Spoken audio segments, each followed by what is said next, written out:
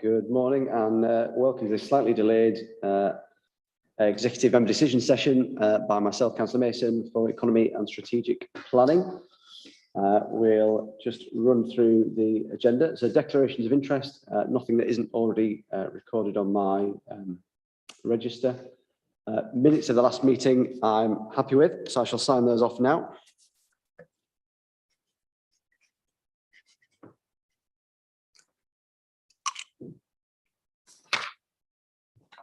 Thank you, Ange.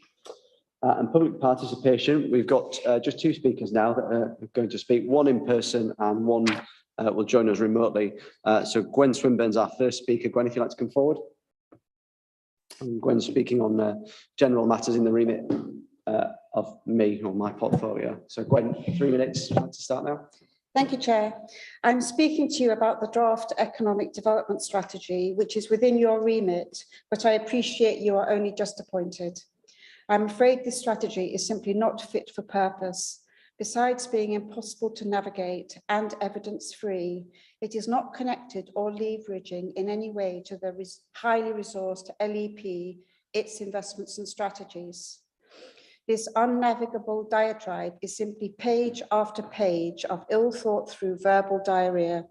No mention, Chair, of targeting our disadvantaged communities or poverty or inequality or deprivation or migrants.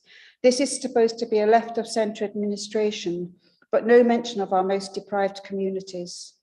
The extreme arrogance embedded throughout this document is seen most starkly in what is called strategy themes. The one, York as a global city. Chair, we are a great small city, but to say we are a global city or even aspire to be that is frankly ludicrous. Even when the staffer refers to data, he only writes about it. No relief from the diatribe, no tabulations to show the trends and issues to feed into the strategy, not even a SWOT analysis. Of course, no commentary on the last strategy, dispatched as usual as if it never existed.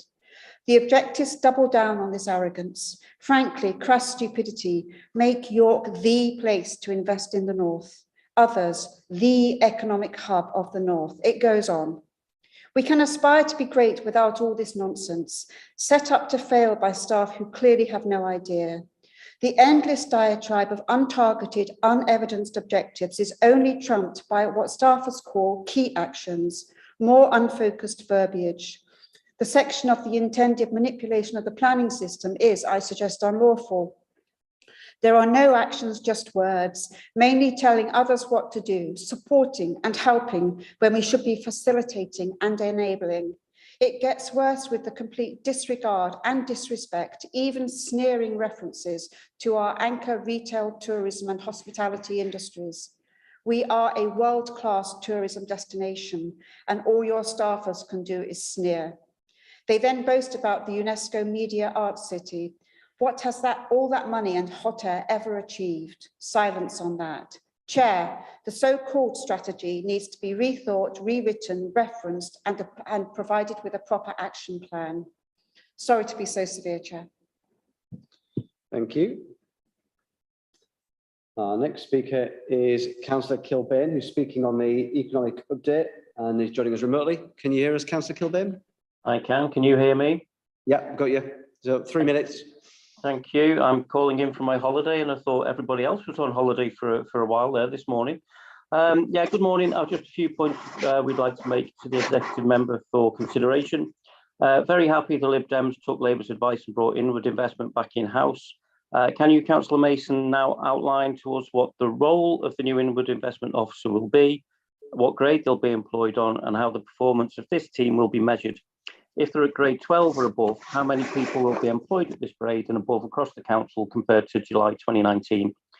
We're also happy that you've responded to Labour's campaign to get going on the reinvigoration of Acomb Front Street.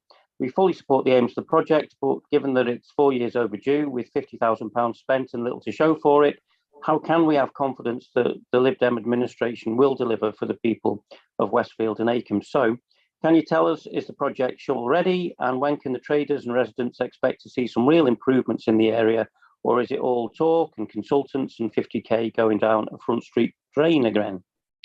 We're not so happy that York's health inequalities get barely a look in again in this report, and when they do, it's in reference to other committees or to points raised previously by the Labour group or some promise of future work. Talking of which, can you please explain what you meant when you said at the last meeting, and I quote, both the draft strategy and terms of reference for the economic partnership were approved with the caveat that the existing references to low pay and poor health and wellbeing outcomes were further drawn out for clearer impact. We're not sure what that means, so can you please explain what you mean by further drawn out for clearer impact?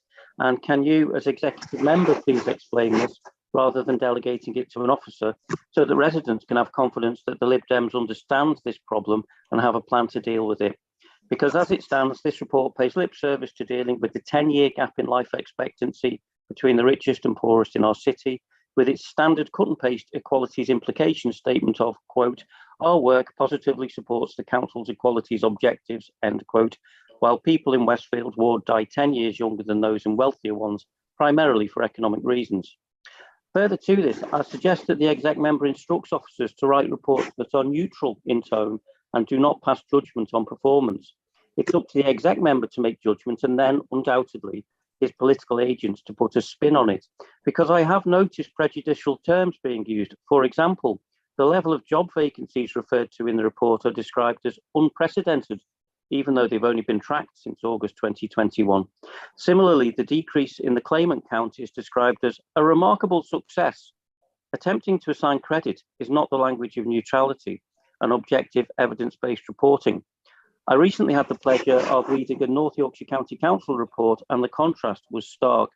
The situation was outlined, pros and cons of different actions evaluated, and evidence-based advice offered for the members to decide. In this report before you today, no alternative viewpoints are registered and challenging situations are not fully addressed. Everything in the York Garden is not. I'm afraid you're over your 3 minutes now, Councillor Fully understand the problems 3 minutes we face, it's difficult for you to make the right decisions. Thanks, Chair. I would have appreciated a bit of a heads up on the time, but that's all I wanted to say. Sorry, thanks now. Thought you would be timing it from your holiday. Thank you. And got better things to do on holiday, thanks. To help people understand the context of Councillor Kilbane's first comments, we had a meeting this morning with about 15 businesses just around the corner, which sadly ran on while we were giving them an update on some policy work. Right, let's go to the next part of the agenda, which Simon, I think, is going to present to us, which is our quarterly economic update. Thank you very much indeed, Councillor Mason. Yeah, just a quick run through of the report, which is one of a series of quarterly economic updates that, surprise, surprise, I've brought every quarter to your sessions. We begin just by looking at the overall picture in terms of employment and skills. As Councillor Kilbane has touched on, that there are a very high number of vacancies in York at the moment. Something like 3,500 jobs advertised at any one point on Indeed within 5 miles of York, spread across all sorts of different sectors, but clearly demonstrating what we are hearing direct from businesses as well around the challenges of recruiting staff at the moment. At the same time, the number of people on payroll in York is also increasing, so employment is at the highest point it's ever been.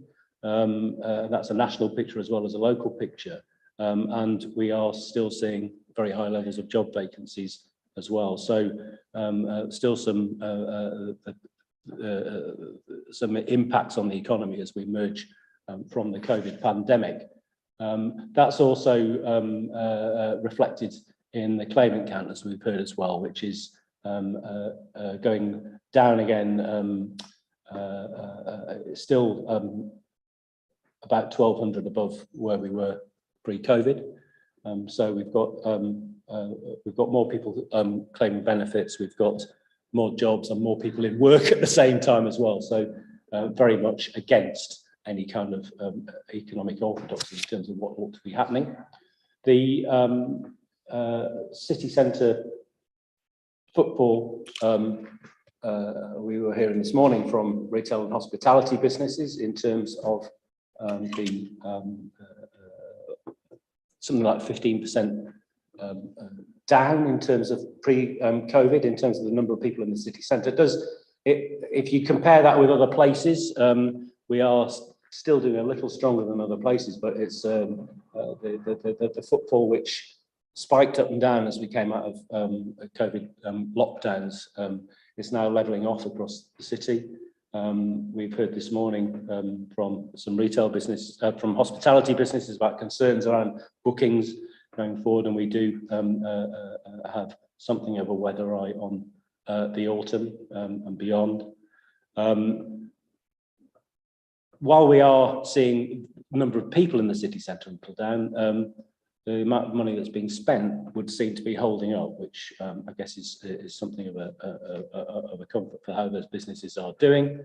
So the economy is not performing as it would normally have done pre-COVID at all at the moment.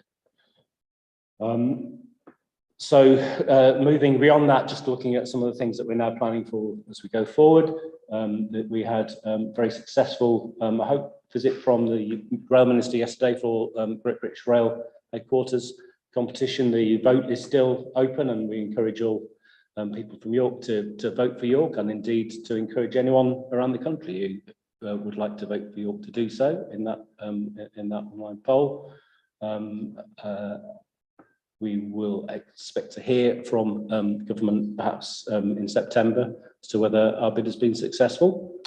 We are developing the York Festival of Business, replacing what was previously Business Week, running under those 5 themes within the economic strategy, and very much an approach which isn't around simply the council running a business festival. It's around how we work with our partners across the economy to do that. So expect to hear more of that as we go forward.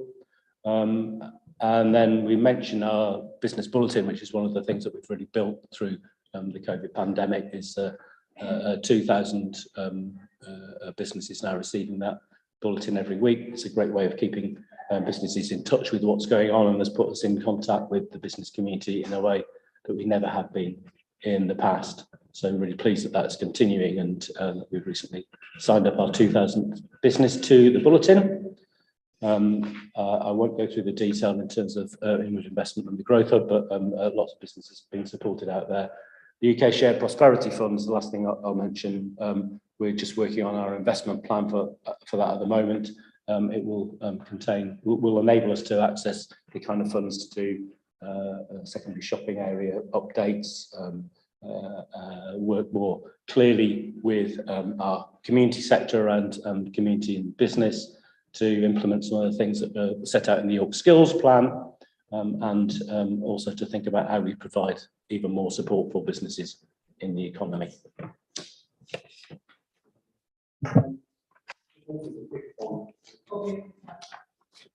Sorry.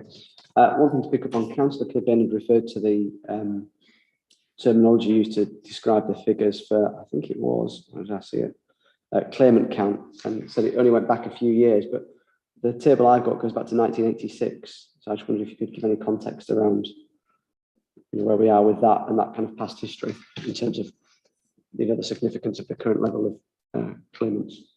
Yeah, if you look at the graph shown under paragraph 14 in the report, that does take the claimant count right back to the first point that it's published by government, which is 1986.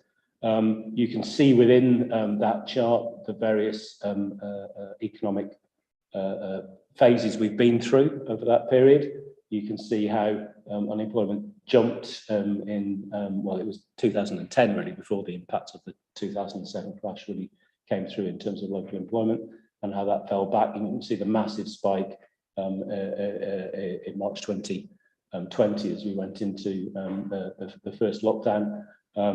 It would appear that shock has a much shorter impact. The concern is always when the claimant count increases, how quickly is it going to come back to close to where it was pre-impact. We are about 80% of the way back to where we were pre-COVID, which itself was a level of claimants which was amongst the lowest we've seen. So I think our sense that the economy is recovered well from COVID is really driven by that. I say there are other things alongside it which are harder to explain, but the basic what we're seeing in terms of claimant count, and indeed in terms of some of the stats that are now being beginning to be published in an experimental way by government. We've always had to rely on an annual survey of hours and earnings to give us a sense of pay in York. There are now some new statistics that government is beginning to publish, which is showing actually, and we're hearing headlines every month. You might have heard it last week around the rates of pay in the country going down. In York, seem to be keeping stable. So again, something to keep an eye on. But all the indicators are that the economy is recovering well. Tracy, obviously the inward investment, we are recruiting now for that post. Yeah. I wonder, Councillor Kilbane had some technical questions, which I'm sure we can email him the answers to, but I just wondered how you see that kind of post fitting in and the structure that's going to form under that, and how that will contribute to some of the things we've picked up in this report around inward investment. Yeah, so just for background, the inward investment post originally existed within Make It York, and when we insourced the business growth and inward investment functions into City of York, that post transferred, but there was nobody in post. Having completed our restructure and now having a clearer sense of our inward investment approach, we are now out to recruit a head of inward investment at grade 12 who will sit within Simon's broader economic growth team. Once they are in post, we'll then consider the additional resources we need to support that inward activity team, and I think that there will be further resources applied to that. We've not decided that until we get a head of service in post. And that will also look at the additional resource requirements required to service the additional funding and grant scheme through the shared prosperity funding. So that's part of an ongoing restructure in that area. If I can, I'd just like to reflect on some of the intelligence we've just heard from businesses in a really, really useful business breakfast that we've had. The big concerns from business are about the cost of doing business, particularly on all sectors of the economy, but particularly on sole traders.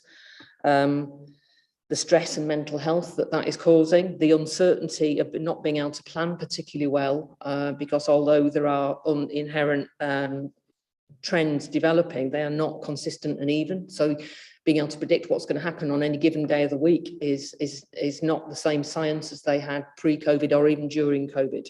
So they're having to be very fleet of foot and looking at how they manage on a very short-term basis. And some of the business support organisations are reflecting the need to be really, really clear about getting the basics right. So it's a bit of a back to basics world rather than looking at innovation. Skills recruitment and retention still a key issue, although kind of easing off in some sectors of the business. So is that really that kind of that uncertainty was the common theme that I think we need to keep an eye on for the next quarter. If I can, I'd also like to address myself to the comments from the public speaker in the room, which were to do with the economic strategy, which is out for consultation at the moment, rather than for the quarterly economic report. But I would direct her towards the extensive data analysis on which this strategy has been based. There is a separate annex to the actual strategy which sets out all of the comprehensive analysis of the economic and social data which has driven this strategy.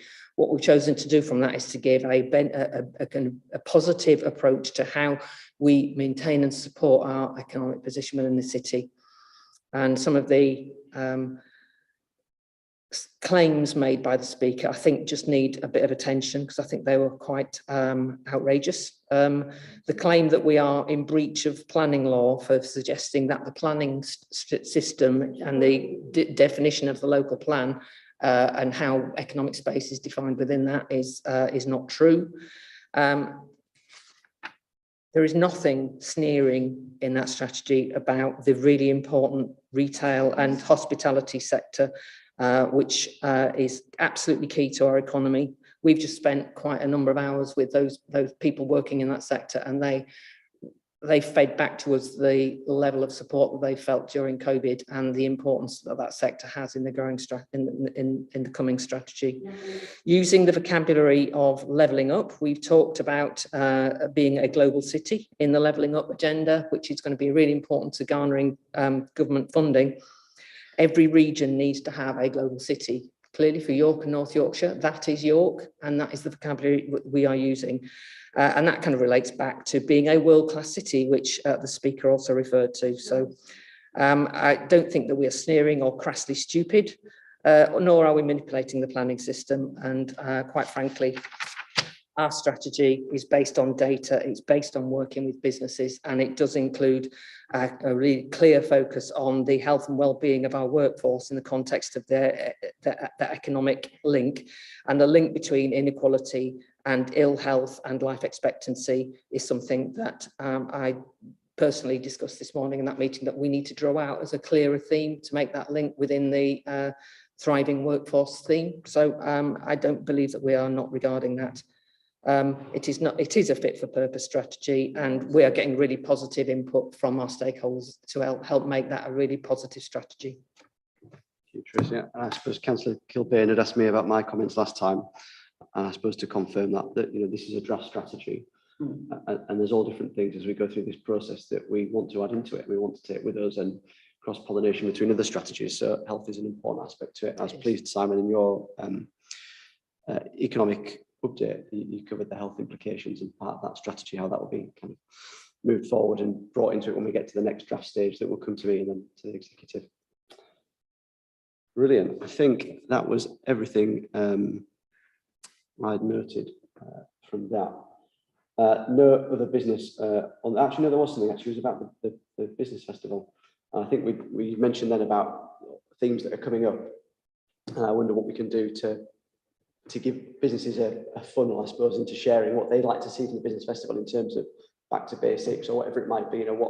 How do we try, and I know we're not curating everything, but how do we try and help a business say to the council, actually, this is the problem I'd like to see covered in the business festival? Or can we look at, or if there isn't a mechanism, can we look at a tool to do that? Okay, so we are working on the Festival of Business with a whole series of partners, the Federation of Small Businesses, the Chamber of Commerce, the Institute of Directors. Businesses can feed in through their membership organisations into that, but also, as I say, I would encourage all businesses to get to sign up for our business bulletin, and if they have feedback they'd like to give us, to use that economic growth at york.gov.uk inbox. We are very much trying to curate this festival as something that is done with the business community, and certainly not something that's done to the business community, and that relies on all the great feedback that we have at the moment. And we would love to have even more. Call for topics or something in the next email. Yeah, just referring back to the business breakfast that we've just been in, and the discussion about how we can enrich our data, particularly around sole traders and small businesses who may not actually be registered at Companies House. That is something that we'll be working on to see how we get that reach broadened, and therefore I've got a more comprehensive view of the interests and the needs of people for that business week. Super. Okay. Right, so that is it. Item 5, urgent business, and nothing urgent at the minute. So at that point, I'll close the meeting and thank everyone for attending. Thank you.